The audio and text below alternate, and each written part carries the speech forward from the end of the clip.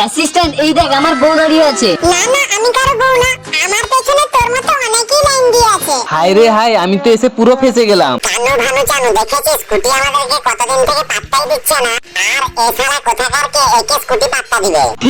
ঠিক হয়েছে, ভালো হয়েছে। কঙ্কাল ম্যান, তোর ইতিহাসটা একটু বলে দে তো। ওই স্কুটির পেছনে পড়তে গিয়ে আমি বহু বছর ধরে না খেয়ে দাঁড়িয়ে আছি, যার কারণে আমার শরীরের এই অবস্থা। মেহু স্কুটি না, কাউকে পাত্তা দেই না।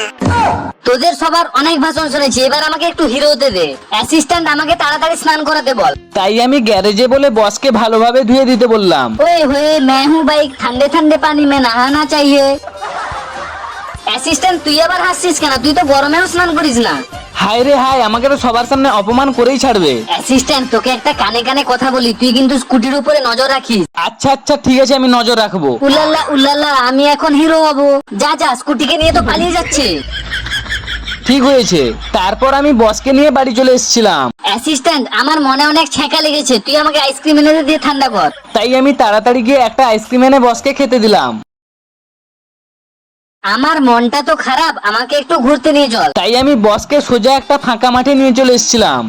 অ্যাসিস্ট্যান্ট বোঝে না সে তো আজও বোঝে না। হাই হাই, সাইডে এগুলো কি?